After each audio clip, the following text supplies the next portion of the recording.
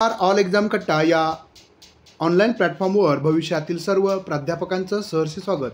मित्रांनो, आज आपण या व्हिडिओमध्ये सेटनेट पेपर क्रमांक 2 इतिहास, ज्याला आपण हिस्ट्री या विषयासंदर्भातील सेट परीक्षा पेपर क्रमांक 2 7 एप्रिल 2024ला जो पेपर झाला होता त्या पेपरचं आपण घटकवाईज विश्लेषण करणार आहोत.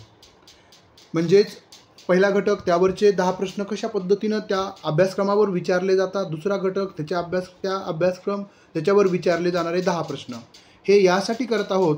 मग आपण जर घटकवाईज अभ्यास केला तर एकतर आपल्याला ते लिंकिंग करायला सोपं जातं आणि त्याबरोबरच आपलं दृढीकरणही होतं. आणि आपण जसं कोणती गोष्ट एकत्र करू शकत नाही, पण एक टप्प्याटप्प्यानं केली तर ती दीर्घकाळ लक्षात राहते. त्याच पद्धतीनं आपण सेटनेट परीक्षेमधील पेपर क्रमांक 2 हिस्ट्री इतिहास विषयामध्ये 7 एप्रिलच्या प्रश्नपत्रिकेचं विश्लेषण आपण घटकवाईज पाहणार आहोत. आणि ज्या विद्यार्थ्यांना सेटनेट परीक्षा पेपर 1 पेपर 2चे क्लास जॉईन करायचे असतील तर ऑल एक्झाम कट्टा हे गुगल प्ले स्टोरवरील ॲपही डाउनलोड करू शकता, किंवा तुम्ही डायरेक्टली या 9689047738 या क्रमांकाला व्हॉट्सअपद्वारे किंवा डायरेक्ट कॉलद्वारे देखील संपर्क करू शकता.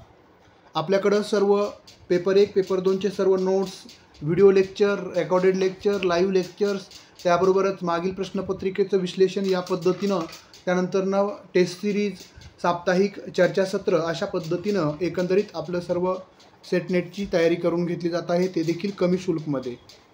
तर बघा, आपण पहिला जो घटक आहे इतिहास विषयाचा, त्या घटकाचं नाव आहे स्रोतांची वाटाघाटी आणि पुरातत्व स्रोत. तर याचा अभ्यासक्रम, पहिल्या घटकाचा अभ्यासक्रम आपण सुरुवातीला पाहून घेऊयात आणि नंतरनं त्यावरचे प्रश्न पाहूयात. तर मुख्य घटकाचं नाव आहे स्रोतांचे वाटाघाटी आणि पुरातत्व स्रोत.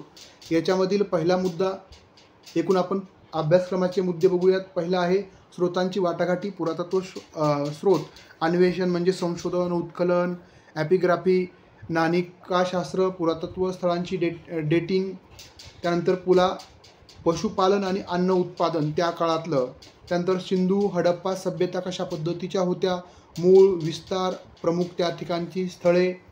त्यानंतर चौथा मुद्दा आहे अभ्यासक्रमामधला वैदिक आणि नंतरचे वैदिक कालखंड, त्यानंतरनं राज्यव्यवस्थेचा विस्तार. अशा पद्धतीनं एकंदरीत 5 घटकामध्ये, 5 मुद्द्यामध्ये पहिला घटक आधारित आहे आणि त्याच्यावर 10 प्रश्न जे 20 गुणांसाठी आपल्याला विचारले जाणार आहेत. तर आता बघा, याच 5 मुद्द्यावर प्रश्न कसे विचारले ते देखील आपण पाहणार आहोत. बघा, पहिला प्रश्न आहे महापाषाणीय शिलावर्तुळाच्या उत्खननासाठी खालीलपैकी कोणती उत्खनन पद्धती अवलंबली जाते. बघा, पहिल्या मुद्द्यावरच उत्खननाचा हा प्रश्न आहे. उत्सुक, चाचणी खड्डा, आयत, वृत्तपाद. तर योग्य उत्तर आहे पर्याय क्रमांक डी, वृत्तपाद. याचं विश्लेषण पुढील प्रमाणे आपल्याला करता येईल. महापाषाणीय शिलावर्तुळ उत्खननासाठी वृत्तपाद, क्रेटिक्युलर एक्झॅक्शन मेथड्स पद्धती वापरली जाते. महापाषाणीय स्थळे ही प्रामुख्याने स्मशानभूमी किंवा स्मारकांशी संबंधित असतात, ज्यामध्ये मोठे दगड, शिला एका वर्तुळात मांडलेली असतात. उत्खननाच्या वेळी या वर्तुळाभोवतालची संपूर्ण संरचना व्यवस्थितपणे उघडण्यासाठी वृत्तपाद पद्धती वापरली जाते. या पद्धतीने उत्खनन करताना वर्तुळाची रचना कशा पद्धतीची आहे, त्यामध्ये असलेल्या समाध्या किती आहेत, दफन सामग्री सुरक्षित ठेवली जाते, इतर, अशा पद्धतीनं योग्य उत्तर आहे पर्याय क्रमांक डी. इतर पर्याय जे आहेत, तर बघा, उत्सोध ए पर्याय होता. सरळ खोदकामाची पद्धत आहे ही जी बहुतेक स्तरांच्या उत्खननासाठी वापरली जाते. त्यानंतरनं बी पर्याय आहे स्थळांच्या खड्डा म्हणजे चाचणी खड्डा, स्थळांच्या सांस्कृतिक महत्त्वाचा अंदाज घेण्यासाठी वापरली जाते. आयत ही आयातकृती पद्धती प्रामुख्याने मोठ्या वस्तूंच्या उत्खननासाठी वापरली जाते. पुढचा दुसरा प्रश्न, खालीलपैकी कोणते स्थळ हे महाराष्ट्रातील ताम्रपाषाणीय स्थळाचे उदाहरण नाही. आता इथं उदाहरण नसणारं आपल्याला ओळखायचं आहे. भोकरदन, इनामगाव, जो जोरवे, सावळदे. तर योग्य उत्तर आहे भोकरदन हे ताम्रपाषाणीय स्थळाचं उदाहरण नाही आहे. तर कोणतं आहे मग? म्हणजे इनामगाव, जोरवे आणि सावळदे हे ताम्रपाषाण स्थळातील महाराष्ट्रातील हे स्थळं आहेत. या प्रश्नाचं विश्लेषण महाराष्ट्रातील ताम्रपाषाणीय स्थळे प्रामुख्याने जोरवे संस्कृतीशी संबंधित आहेत, ज्यामध्ये इनामगाव, जोरवे आणि सावळदे ही ताम्रपाषाणीय संस्कृतीशी संबंधित महत्त्वाची स्थळे आहेत. तर भोकरदन हे ताम्रपाषाणीय स्थळ नसून ते प्राचीन इतिहासातील सातवाहन काळातील ठिकाण म्हणून ओळखले जाते. तर इनामगाव भीमा नदीच्या काठावर असलेले महत्त्वाचे ताम्रपाषाणीय स्थळ आहे. तर जोरवे हे जोरवे संस्कृतीचे मुख्य केंद्र मानले जाते आणि सावळदे हे महाराष्ट्रातील अजून एक ताम्रपाषाणीय स्थळ आहे. त्यामुळे योग्य उत्तर आहे पर्याय क्रमांक ए. त्याचं विश्लेषण अशा पद्धतीनं आहे. पुढचा तिसरा प्रश्न बघा. ऋग्वेदीय कालखंडात खालीलपैकी कोणती संज्ञा वेळेच्या ओळखीसाठी प्रचलित होती? हा जो देखील प्रश्न तिसरा आपण जो तिसरा मुद्दा होता उत्खनन आणि कालखंडावर त्यावर आधारित आहे. गोत्र, गवेषणा, गोविष्टी, गोधुली. तर योग्य उत्तर आहे डी पर्याय गोधुली. म्हणजे ऋग्वेदीन कालखंडातील वेळेसंदर्भात संज्ञा कोणती होती? तर गोधुली. गोधुली कशाला म्हणायचं? तर याचं विश्लेषण आहे गोधुली हा शब्द ऋग्वेदिक कालखंडात वेळेच्या मापनासाठी वापरला जात असे. गोधुली म्हणजे संध्याकाळची वेळ, जेव्हा गुरे चरण्यावर म्हणजे चरून येत असतात, परत असत आणि धुळीचा हलका ढग उडत असे. म्हणजेच त्या गाईच्या किंवा गुरांच्या पायाच्या आवाजानं किंवा त्याच्या चालण्यामुळं हा शब्द ऋग्वेदात आणि वैदिक साहित्यात वेळेच्या नैसर्गिक मोजमापाचे प्रतीक म्हणून प्रचलित आहे. गोधुलीचा अर्थ सूर्यास्ताच्या वेळी तयार होणाऱ्या मृदू प्रकाशमान वेळ. इतर पर्यायाचे विश्लेषण गोत्र, कुटुंबीय व कुलाशी संबंधित संज्ञा. त्यानंतर गोवेषणा, शोध किंवा तपास यासाठी वापरलेली संज्ञा. आणि गोविष्टी, गायीसाठी लढा किंवा युद्ध, त्याला आपण गोविष्टी म्हणतो. त्यानंतर चौथा प्रश्न आहे चेंदी महाजनपदाची राजधानी काय आहे? चंपा, सोथवीवतीनगर, पावा, मिथिला. तर योग्य उत्तर आहे पर्याय क्रमांक बी सोथवीवतीनगर. याचं विश्लेषण आहे चेंदी महाजनपद हा प्राचीन भारतातील जे 16 महाजनपद होते त्यापैकी एक आहे. चेंदीचा प्राचीन उल्लेख वैदिक साहित्य, बौद्ध साहित्यामध्ये आढळतो. सोथवीवतीनगर ही चेंदी महाजनपदाची राजधानी होती. चेंदी महाजनपदाच्या उत्तर प्रदेश आणि मध्य प्रदेशाच्या काही भागात पसरलेलं होतं चेंदी हे महाजनपद. या महाजनपदाचा उल्लेख महाभारत, बौद्ध ग्रंथ आणि जैन साहित्यातही आढळतो. आता इतर पर्याय जर बघितलं तर चंपा अंग महाजनपदाची ही राजधानी होती ए पर्यायाची. पावा ही मल्ल महाजनपदाशी संबंधित आहे. मिथिला ही विदेह महाजनपदाशी संबंधित आहे. त्यामुळे बी पर्यायच योग्य आहे. पुढचा पाचवा प्रश्न भारतीय बौद्धांचा ऐतिहासिक नोंदी जतन केलेल्या आर्य मंजुश्रीमूल मुकल्प या महत्त्वाच्या ग्रंथात खालीलपैकी कोणत्या राजवंशाचा उल्लेख आढळून येत नाही? उल्लेख आढळून न येणारा राजवंश आपल्याला निवडायचा आहे. हा देखील पाचवा प्रश्न बौद्धकालीन संशोधनावर आधारित आहे. गुप्त, मैत्रक, वाकाटक, पुष्पभूती. तर योग्य उत्तर आहे वाकाटक. का योग्य उत्तर वाकाटक आहे? तर त्याचं विश्लेषण पुढील प्रमाणे. तर बघा आर्य मंजुश्री मूलकल्प हा एक महत्त्वाचा बौद्ध ग्रंथ आहे, ज्यामध्ये तत्कालीन भारतातील राजकीय आणि सांस्कृतिक स्थितीचे वर्णन केलेलं आहे. या ग्रंथात गुप्त, मैत्रक आणि पुष्पभूती या राजवंशाचा उल्लेख आहे, पण वाकाटक राजवंशाचा उल्लेख त्यामध्ये आढळत नाही. आपल्याला न आढळणारा पर्याय निवडायचा होता. वाकाटक राजवंश या राजवंशाचे मुख्य क्षेत्र विदर्भ आणि मध्य भारत होता. वाकाटक राजवंश बौद्ध धर्मासाठी प्रसिद्ध नसून ब्राह्मण धर्माचे समर्थक होते, त्यामुळे त्यांचा उल्लेख या बौद्ध ग्रंथात नाही. इतर पर्याय जर आपण बघितलं, गुप्त बौद्ध आणि हिंदू धर्माचा प्रचार करणारा राजवंश म्हणून ओळखला जातो गुप्त. त्यानंतर मैत्रक हे बौद्ध धर्माचे संरक्षक होते. पुष्पभूती हर्षवर्धन या राजाच्या काळातील राजवंश आहे. पुढचा 6वा प्रश्न बघा, अमरसिंहाने त्याच्या अमरकोश नामक कृतीत इतिहास म्हणजे असे विषद केले आहे. आख्यान, इतिवृत्त, पुराण, पुरावृत्त. अमरसिंहाने त्याच्या अमरकोशामध्ये इतिहासाचा वर्णन काय केलेलं आहे? हा देखील एक संकल्पनेवर पहिल्या घटकावर आधारित प्रश्न आहे.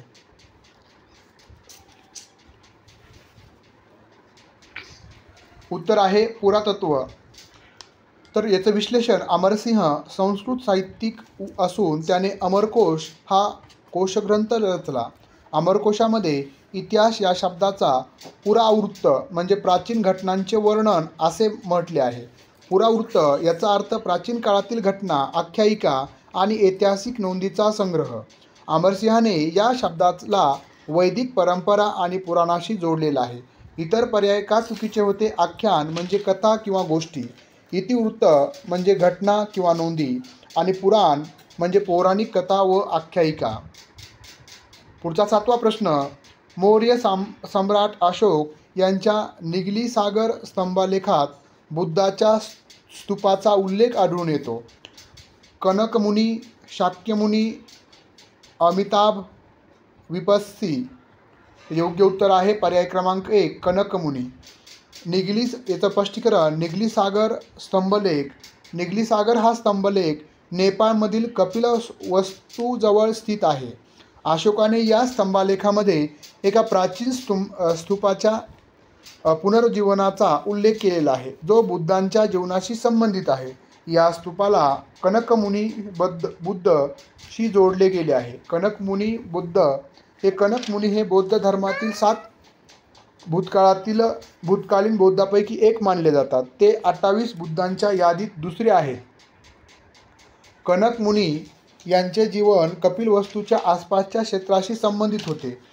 निगली सागर स्तंभलेखामध्ये अशोकाने त्यांच्या स्तूपाचा जीर्णोद्धार केलेला उल्लेख आहे.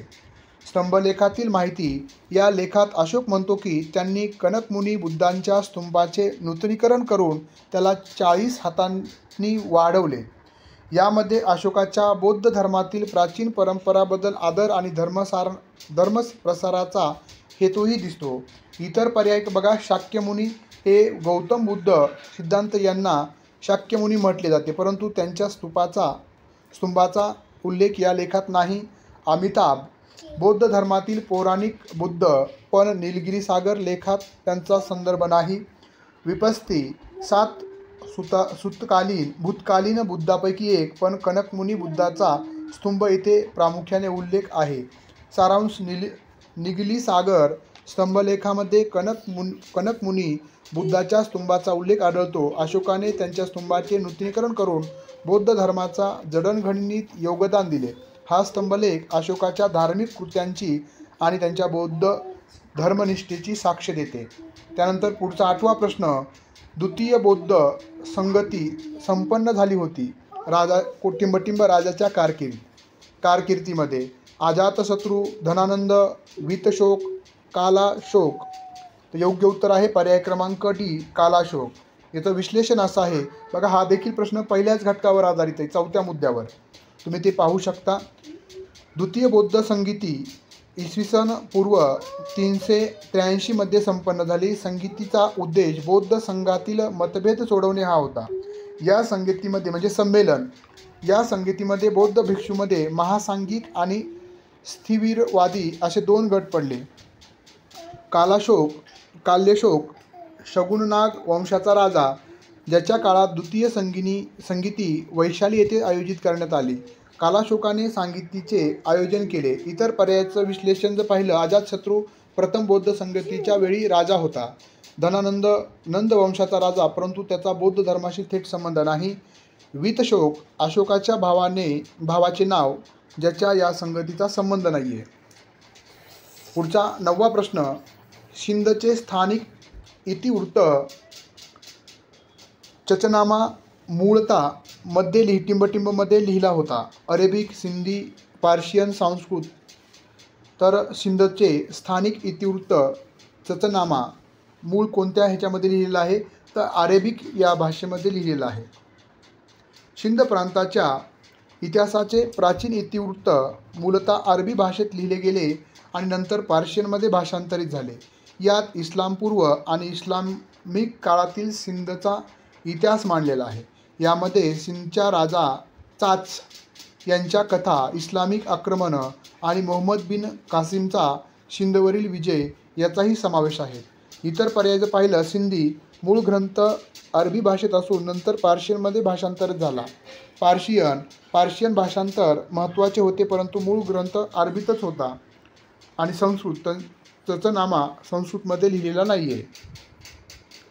पुढचा या घटकावरचा शेवटचा प्रश्न बघा. खालीलपैकी कोणता राजवंशाचा राजतरंगिणीत उल्लेख प्राप्त होत नाही? राजतरंगिणीत